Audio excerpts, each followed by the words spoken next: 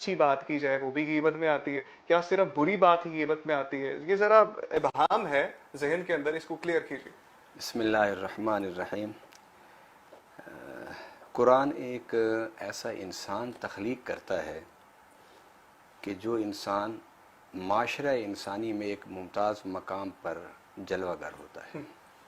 वैसे तो अल्लाह ताला ने इंसान के बारे में कुरान पाक में इरशाद फरमाया, लक़द खलक़नल इंसान फ़ी अहसन तक़वीम, कि इस कायनात पस्त वाला में सबसे बेहतरीन सांचा जिसमें मैंने तैयार किया उस मखलूक का नाम इंसान है। अब हदीस पाक है, मैं हदीस से बात शुरू कर रहा हूँ कि नबी पाक सल्लल्लाहु अलैहि वसल्लम ने फरमाया कि मोमिन किसको कहते हैं, तो फरमाया कि तर्कुहु माला यानी है, गुनाह, हराम और नापसंदीदा चीज़ें तो एक तरफ रहीं, मोमिन की शान ये है कि वो जब अपने आप को कुरान की रोशनी में अपने आप को तामीर करता है तो वो फिर हर वो काम छोड़ देता है जो वकार, मतानत, इज़्ज़त, शर्फ के ख़िलाफ़ होती है। तर्कुहु माला यानी, हर वो काम कि जिसमें कोई फ़ायदा ना उसकी अपनी ज़ात का, ना दूसरे का, ना माशरे का। अब आप आइए गीबत की तरफ, और गीबत की तरफ आने से पहले एक और आयत मैं आपके सामने रख दूं। फरमाया अल्लाह के बंदों की पहचान ये है कि जब वो ज़मीन पर चलते हैं तो बड़े वक़ार से चलते हैं।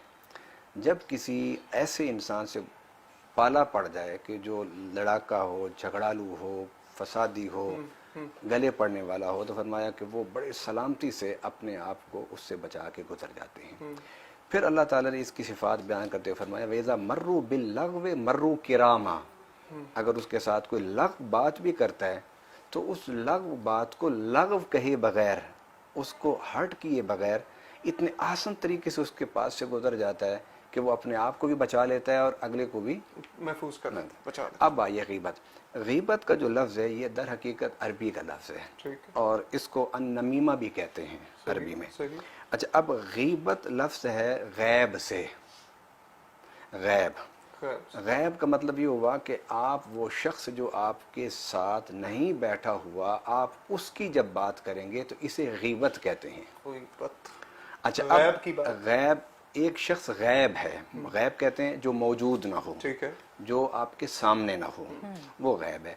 जब आप उसके बारे में जिक्र करेंगे तो उसे गीबत कहेंगे। लेकिन शरई इस्तिलाह में, ये लुग़वी माना था, शरई इस्तिलाह में गीबत ये है कि आप ऐसे आदमी के बारे में बात करें कि जो आपके सामने मौजूद नहीं, लेकिन आप उसका जिक्र बिशर करें, उसके ऐबों को बयान करें, नहीं, उसके ऐबों को बयान करें, उसकी गलतियों को बयान करें, उसके गुनाहों को बयान करें, उसके गलत रवैयों को बयान करें, उसको शरई इस्तिलाह में गीबत या नमीमा कहा जाता है। साहब इस पे बात जारी रखेंगे। खालिद अब्बास डार साहब भी हमारे साथ मौजूद हैं। सर, आप ये बताइए कि इतना लंबा आपका करियर है और जो है वो जब हम छोटे थे तब से आप काम कर रहे हैं। गीबत का या आपकी अदाकारी का? अच्छा, अदाकारी, हाँ, अदाकारी कैरियर आपने वाजे नहीं किया। अब मुझे ये बताइए कि इतने लंबे करियर के अंदर आपके साथ भी तो कभी ये हुआ होगा, कोई आया हो आपके पास, कोई आपका साथी अदाकार जिसने आके किसी दूसरे की बुराई की हो आपके साथ? नहीं, मेरे साथ इत्तेफाक नहीं है। मैं क्योंकि ज़्यादा काम में मसरूफ़ रहा सारी ज़िंदगी, और ये अल्लाह का फ़ज़ल है, लोग मेरे साथी फ़नकार मेरे साथ बहुत प्यार करते हैं, और किसी की गैर मौजूदगी में मेरे साथ शायद बात किसी ने ना की हो, क्योंकि उनको पता है मुझे ये बात अच्छी नहीं लगती। तो मेरे साथ तो ऐसा इत्तेफाक। तो सर, माशरे में जो गीबत है, पहले तो इसका मीनिंग ठीक से समझा नहीं जाता, फिर उसका जो इम्प्लीमेंटेशन है, इसके बारे में आप क्या कहेंगे? सोसाइटी में जब आप एज ऑब्जर्वर देखते हैं, हाँ, वो क्या सिचुएशन देखते हैं? उसमें ये होता है कि ये ज़्यादा शो ऑफ करते हैं लोग, किसी को मिनिमाइज करके, किसी दूसरे शख्स को या उसी के जानने वाले को छोटा बताने के लिए कोई ऐसी बात करेंगे, उसे अगर गीबत समझे हम, तो मेरा ख्याल है अल्लामा साहब बेहतर जानते हैं। अलामा साहब से इस बारे में भी आप पूछना चाहेंगे कि जैसे एक इंसान है वो गीबत कर रहा है और एक इंसान है जिसके बारे में वो बात की जा रही है, अब एक थर्ड पर्सन है जो इस सारी कहानी को जब बता रहा है किसी और को, उसके बारे में क्या कहेंगे? क्योंकि दीन इस्लाम दीन फितरत है, सही, और इस्लाम की कोई बात फितरत के ख़िलाफ़ नहीं है। اگر اللہ اور اس کے رسول صلی اللہ علیہ وسلم نے غیبت سے روکا ہے تو یقیناً بالیقین اس میں سوسائٹی کا، انسانی معاشرے کے فوائد ہیں۔ اب یہاں پر ایک بات بڑی اہم ہے، وہ یہ ہے کہ اگر کوئی کسی کے سامنے بیٹھ کر کسی کے عیب بیان کرتا ہے اور اس کا مقصد صرف اور صرف اس کو ڈی ویلیو کرنا ہے، اس کو پست کرنا ہے اور اس کے بارے میں یہ شہرت پھیلانا کہ لوگ اس کو برا سمجھیں، صحیح، اگر اس نیت سے اس نے بات کی ہے تو اس غیبت کو قطعی حرام کہا جائے گا۔ لیکن ایک حدیث پاک میں ایک واقعہ بڑا اہم واقعہ ہے، کیونکہ اگر آپ ٹوٹلی غیبت کو آپ کہیں کہ حرام ہے تو اس سے آپ کے معاشرے کا نظام نہیں چل سکتا۔ آپ کو غیبت کی کچھ شکلیں جو ہیں آپ کو جائز کرنی پڑیں گی۔ یہاں جائز ہم اور یہ کہہ ناجائز سکتے ہاں، ہیں، جائز۔ یہاں ہم یہ کہہ سکتے ہیں اعمال کا دار و مدار نیتوں پہ ہے تو ہم اس نہیں، وہ نیت تو کو ہے، کر سکتے وہ ہیں۔ تو ہے۔ میں ایک مثال دیتا ہوں۔ حضور صلی اللہ علیہ وسلم کے پاس ایک عورت آئی، اس کا نام تھا فاطمہ بنت قیس۔ اس نے کہا یا رسول اللہ میرے پاس 2 رشتے آئے ہیں، 2 نام لیے، وہ بڑے معروف شخصیات ہیں، میں ان کا نام نہیں لینا چاہتا، تو میرا آقا صلی اللہ علیہ وسلم نے فرمایا ان دونوں سے تم شادی نہ کرو۔ ان کا یا رسول اللہ کیوں؟ فرمایا ایک جو ہے مارنے کی اس کو عادت ہے بیوی کو، اور ایک جو ہے وہ کھانے کو تھوڑا دیتا ہے۔ اچھا علامہ صاحب، اچھا، اب اس میں اب حضور صلی اللہ علیہ وسلم نے یہ جب یہ بات فرمائی تو دونوں موجود نہیں تھے، تو حضور صلی اللہ علیہ وسلم نے پھر اس کی خود وضاحت فرما دی، فرمایا کہ یہ باتیں میں نے اس لیے کی ہیں تاکہ تم اسلام شر سے بچ جاؤ۔ بالکل ٹھیک، اگر آپ کسی کے بارے میں خبر دیتے ہیں، فرض کریں آپ کسی کو بہت اچھا سمجھتی ہیں اور وہ اچھا نہیں ہے، ان کو پتہ ہے کہ وہ اچھا نہیں، تو انفارم یہ آپ کو انفارم کریں گے صرف اس لیے کہ آپ اس کے ضرر سے، اس کے نقصان سے، اس کی اذیت سے بچ جائیں، تو اس میں کوئی حرج نہیں۔ اس کے ساتھ ایک بڑی اور مثال میں آپ کو دیتا ہوں۔ ایک شخص نبی صلی اللہ علیہ وسلم کے پاس بیٹھا تھا، حضرت عائشہ صدیقہ رضی اللہ تعالیٰ عنہ بھی بیٹھی تھی، تو آپ نے فرمایا کہ یہ جو آ رہا ہے نا بندہ، یہ قبیلے کا بہت برا آدمی ہے۔ اب حضور صلی اللہ علیہ وسلم کے پاس جب وہ آیا تو آپ اس کے ساتھ کھڑے ہو گئے، بڑی نرمی سے باتیں کی، آپ نے بات سنی کی اور چلا گیا۔ جب وہ چلا گیا تو حضرت عائشہ نے سوالیہ نظروں سے حضور کی طرف دیکھا کہ حضور آپ نے تو مجھے یہ فرمایا، اور اس کے ساتھ آپ نے بڑے پیار سے محبت سے بات کی، فرمایا میں نے اس لیے بتایا کہ اگر میں تمہیں یہ نہ بتاتا اور تم میرے اس رویے کو دیکھتی تو کل تم اسے اچھا سمجھتی اور وہ برا آدمی تھا، اور تم اس کو اچھا سمجھتی رہتی تو وہ تمہارے ساتھ مطلب ہے کہ کسی کے ساتھ وہ برا آدمی برائی کر سکتا ہے۔ تو اگر آپ کسی حکمت کی وجہ سے کسی کے ساتھ اچھا رویہ اختیار کر رہی ہیں تو لیکن دوسروں کو بتائیں کہ یہ بندہ اچھا نہیں ہے تاکہ وہ اس کے ضرر اور نقصان سے بچ سکیں۔ اگر آپ نہیں بتائیں گے تو آپ کے رویے سے آپ کے بچے، آپ کے بھائی، آپ کے اولاد جو ہے وہ یہ سمجھے گی کہ ہمارا ابا، ہمارا بزرگ کے ساتھ بڑا اچھا معاملہ کرتا تھا۔ اب یہاں پر حضور صلی اللہ علیہ وسلم نے فرمایا یہ جملہ بھی کہ اس شخص سے بدترین انسان دنیا میں نہیں ہے کہ جس کی بد زبانی، بد کلامی اور ترش روئی کی وجہ سے لوگ اس کا خیال کریں اور اس کا احترام کریں۔ علامہ صاحب آپ سے ہی جہاں سے آپ نے بات اینڈ کی تھی کہ جائز اور ناجائز صورتیں کون سی ہیں غیبت کی، ذرا وہ بیان کر دیجئے، کیونکہ ذہن میں کافی زیادہ ابہامات نے جنم لے لیا۔ میں نے تو ابہامات دور کرنے کے لیے بات کی تھی، لیکن آپ صورتیں بتا دیجئے اگر کن صورتوں میں کی جا آپ دیکھیں، اب ہم نے جب غیبت کی تعریف قرآن و سنت کے حوالے سے، لغت کے حوالے سے جو بیان کی ہے، اس میں یہ ہے کہ کسی شخص کے بارے میں جو موجود نہ ہو اس کی جب آپ برائی بیان کریں تو یہ غیبت ہے۔ اب اس غیبت کو اگر آپ علی الاطلاق حرام کر دیتے ہیں تو پھر آپ کے ملک کا جتنا جاسوسی نظام ہے وہ آپ نہیں چلا سکتے اس کو، کیونکہ اس میں لوگوں کے غلطیوں کو، ان کی فسادات کو، ان کے شر کو دیکھا جاتا ہے، اس کو پھر بتایا جاتا ہے، پھر اس کو توڑ کے لیے پروگرام بنایا جاتا ہے۔ اب بات یہ ہے کہ اسلام ایک ہمیں تلقین کرتا ہے، اور وہ تلقین یہ کرتا ہے کہ آپ نے کوئی کام بے مقصد نہیں کرنا۔ آپ دیکھیے، تھوڑا سا اور اوپن ہم بات کر لیتے ہیں کہ حضور صلی اللہ علیہ وسلم حیات مبارکہ میں آپ کے چہرے پر ہر وقت تبسم ہوتا تھا۔ اس کو تبسم کا معنی یہ ہوتا ہے کہ آپ کا چہرہ مسکرائے۔ آپ یہ، اور دہک عربی میں ایک لفظ بولا جاتا ہے، دہک ہوتا ہے کہ آپ جب ہنسیں تو آپ کے سامنے والے 2 دانت ظاہر ہو جائیں، اور کہکا یہ ہوتا ہے کہ دانت بھی ظاہر ہوں اور آواز بھی پیدا ہو جائے۔ اب حضور صلی اللہ علیہ وسلم پوری حیات مبارکہ، صحابہ کہتے ہیں ہم نے جب بھی نبی صلی اللہ علیہ وسلم کے چہرے کو دیکھا تو حضور کا چہرہ متبسم ہوتا تھا, اس پر مسکراہٹ پھیلی ہوتی تھی. اب اتنی سی بات کہ جو انسان کی شخصیت کو نمایاں کرتی ہو اور اس کی اچھائی ظاہر کرتی ہو, آنے والے پر اچھا اثر ڈالتی ہو, اسے نبی پاک صلی اللہ علیہ وسلم نے عبادت قرار دیا.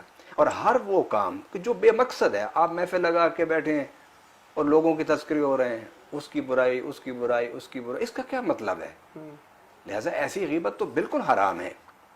اگر آپ کسی کو کسی کے شر سے بچانا چاہتے ہیں تو اس میں آپ اگر اس شخص کے بارے میں, اس کی غلط حرکتیں, غلط عادات کے بارے میں آپ بتائیں گے تو آپ کوئی مزہ تو نہیں لے رہے, آپ کو انجوائے تو نہیں کر رہے, آپ کو قصہ بیانی تو نہیں کر رہے, آپ تو اس شخص کی غیر موجودگی میں بات اس لیے کر رہے ہیں کہ آپ اس کے شر سے بچ جائیں.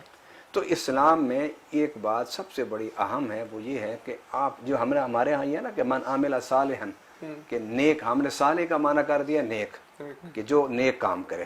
حالانکہ صالح کا معنی نیک بھی کیا جا سکتا ہے, لیکن صالح یہ لفظ صلاحیت سے ہے, اور صلاحیت کا معنی یہ ہوتا ہے کہ ہر وہ کام جو آپ کی اپنی ذات کے لیے مفید ہو یا دوسرے کے لیے مفید ہو, اس کو آپ کو کرنا ہے. اور جس کام میں نہ آپ کی اپنی ذات کا فائدہ نہ دوسرے کا فائدہ, اسلام اس کو وقت کا ضیاع کہتا ہے. اور آپ دیکھیں فقہ کی کتابوں میں آپ جب وضو کریں تو ٹوٹی جو ہے وضو کرتے ہوئے تھوڑی کھولیں, پانی کم استعمال کریں. پانی کے سمندر اور دریا ہیں, لیکن پھر بھی پانی کو بے مقصد استعمال کرنا اسے اسراف کہا. تو زندگی تو ویسے بہت تھوڑی سی ہے اور اس کی بڑی قیمت ہے, اور وہی انسان قیمتی بنتے ہیں دنیا میں کہ جو وقت کی قیمت جانتے ہیں. تو آپ ایسے بیٹھ کے لوگوں کی باتیں کرتے رہیں اور ان کے بارے میں گفتگو کرتے رہیں, تو اس کی تو زیادہ اسلام نہیں دیتا, اس کے تو بالکل منع. اس کے بارے میں حضور صلی اللہ علیہ وسلم نے فرمایا, قرآن میں بھی ہے کہ جو اپنے مسلمان بھائی کی غیبت کرتا ہے وہ یوں سمجھے کہ اپنے مردہ بھائی کا گوشت کھاتا ہے. یہ سورۃ الحجرات میں ہے, اور اس کی وضاحت یوں ہے کہ حضور صلی اللہ علیہ وسلم کے پاس ایک شخص بیٹھا تھا, وہ اپنے کسی بھائی کے بارے میں ایسی بات کر رہا تھا. تھوڑی دیر کے بعد اس کو کہا آئی تو اندر سے گوشت کی بوٹی ہیں اس کی قے میں نکلی. اس نے کہا رسول اللہ میں حیران ہوں, میں نے تو چند دنوں سے گوشت کو شکل نہیں دیکھی, تو میرے معدے سے یہ گوشت کیسے نکلا؟ میرے آقا صلی اللہ علیہ وسلم نے فرمایا ابھی تو نے اپنے بھائی کی غیبت کی تھی. تو قرآن کہتا ہے کہ تم جب کسی اپنے بھائی کی غیبت کرتے ہو تو یہ سورۃ الحجرات میں کہ تم نے ایسے کیا جس طرح اپنے مردہ بھائی کا گوشت کھایا ہے. اس لیے اس حقیقت کو سامنے رکھیے, اسلام کی جو احکامات ہیں ان کو ان کی روح کے ساتھ آپ سمجھیں گے تو آپ کو سمجھ آ جائے گی, اور پھر آپ کو اس کی افادیت اور فائدہ اور نفع بھی نظر آئے گا. اور اگر ہم یوں کہہ دیں غیبت جو ہے وہ کسی بھائی کی غیر موجودگی میں اس کی برائی کرنا یہ غیبت ہے اور یہ حرام ہے, تو پھر بہت ساری کنفیوژن پیدا ہو جاتی ہیں. آپ اپنے چوکیدار سے آ کے پوچھتے ہیں کہ میرے بچے کیا کرتے رہے سارا دن, کہاں گئے تھے میرے بچے, آپ ڈرائیور سے پوچھتے ہیں. یہ چیزیں آپ کو واچ کرنی پڑتی. ڈاکٹر صاحب کا بہت شکریہ. ڈاکٹر صاحب کو کہیں ایک کمٹمنٹ تھی ان کی, ان کو جانا تھا, نہیں بھائی ریڈیو پہ لائیو شو کرنا, ان کو کہیں جانا تھا, لائیو شو تھا. اور آپ کا بہت شکریہ ڈاکٹر صاحب کہ آپ نے ہمیں وقت دیا. علامہ صاحب آپ کی طرف جو ہے وہ واپس آئیں گے اور غیبت کے بارے میں بھی جو ہے وہ اس سے ہی آغاز کریں گے. مجھے ذرا یہ بتائیے کہ جب غیبت کی جاتی ہے, کیا غیبت کرنے والے کو نہیں کرنا ضروری ہے, اس کو روکنا ضروری ہے, اور جس کے بارے میں غیبت کی جا رہی ہوتی ہے کیا اس کا دفاع کرنا ضروری ہوتا ہے, اس کا دفاع کیا جانا چاہیے؟ دیکھیے اسلام ایک انفرادی طور پر آپ کو یہ درس دیتا ہے کہ آپ اخلاق سے بات کریں, آپ نرم رویے سے بات کریں. جس طرح قرآن پاک میں اللہ تعالیٰ نے فرمایا فَبِمَا رَحْمَةٍ مِّنَ اللَّهِ لِنْتَ لَهُمْ وَلَوْ كُنْتَ فَظًّا غَلِيظَ الْقَلْبِ. اے میرے پیارے حبیب صلی اللہ علیہ وسلم, اللہ کی رحمت کا یہ تیرے اوپر سایہ ہے کہ تو نرم دل ہے, اور یہ جو تیرے ارد گرد لوگوں کا جھرمٹ ہے اس کی وجہ تیری نرم گوئی, نرم مزاجی, نرم خوئی ہے. اگر آپ کے سامنے کوئی کسی کا غیبت کرتا ہے تو آپ کو اس کو جھاڑنا نہیں چاہیے, اس کو جھڑکنا نہیں چاہیے, آپ اس کی بات سے توجہ ہٹا لیں. اور اگر آپ کی توجہ ہٹانے کے باوجود بھی وہ غیبت کو جاری رکھتا ہے, پھر بھی جاری رکھتا ہے, تو پھر آپ بڑی حکمت سے مصلحت سے اس کو اپنی کوئی مصروفیت بتا کے اٹھ جائیں. یا پھر اس کو یہ بھی بتایا جائے کہ غیبت کرنے سے یہ گناہ اور اس کی سزا کیا ہے, تو اس کے بارے میں بھی بتائیے کہ ہم بھی اس کو بتا کے کہ یہ دنیا اور آخرت میں. پہلے دفاع کا بتا دیجئے گا, وہاں پہ کیا صیغہ لگتا ہے کہ جس کی ہو رہی ہے اس کا دفاع کرنا چاہیے؟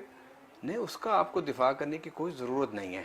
میں آپ کے دونوں کے سوالوں کو, جب آپ کے سامنے وہ غیبت کر رہا ہے تو آپ کو یہ حق نہیں کہ آپ اس کا دل شکنی کریں. دل شکنی اللہ کے نزدیک بڑی ناپسندیدہ چیز ہے. ہاں آپ اس سے توجہ ہٹائیں, آپ اپنی مصروفیت بتا کے اٹھ جائیں اور پھر بیٹھ کے کسی فرصت کے وقت میں اس کو غیبت کے بارے میں اس کو نصیحت کریں, کیونکہ آپ کا اور میرا جو مقام ہے نا وہ صرف اور صرف نصیحت اور انداز بیاں پہ واز focus اور کرنا. نصیحت کا بیان ہے, کیونکہ آپ نہ حکمران ہیں, نہ آپ کے ذمے کوئی ایسی طاقت ہے آپ کے پاس. اب آپ ایک انفرادی طور پر اس معاشرے میں اگر کوئی آپ کی سامنے غیبت کرتا ہے تو غیبت ہے تو برا کام, لیکن آپ کو اس کی برائی کا احساس دلانے میں وہ انداز اختیار کرنا چاہیے کہ وہ اس کے دل میں اتر جائے اور وہ اس عادت بد سے باز آ جائے. اگر آپ اس کو سختی سے کہتے ہیں, اس کو ترش روی سے کہتے ہیں, اس کو جھاڑتے ہیں, تو آپ کا یہ رویہ اس کے اندر اس عادت ترک کے لیے اور پختہ کر دیں. قوت نہیں پیدا کرے گا اور پختہ کر دے گا رد عمل کے طور پر. اس لیے نبی پاک صلی اللہ علیہ وسلم نے ارشاد فرمایا ادعو الی سبیل ربک بالحکمت والموعظۃ الحسنہ. اللہ کے راستے کی طرف آپ نے اگر کسی کو بلانا ہے تو اس کے لیے خوبصورت انداز اختیار کریں جی بہت اور شکریہ. اس کے ساتھ ٹائم ہمارے حکمت اور دانائی والا طریقہ اختیار کریں. بہت شکریہ. ہمارا جو افطار کا ٹائم قریب آتا ہے, یہاں پہ جو ہے ہم چاہیں گے کہ ثنا خان مصطفیٰ جو ہیں وہ علامہ صاحب کا بہت شکریہ کہ علامہ صاحب نے ہمیں وقت دیا اور احسن طریقے سے ہمیں جو ہے یہ مسئلہ سمجھایا, کیونکہ کافی عام فہم مسئلہ ہے.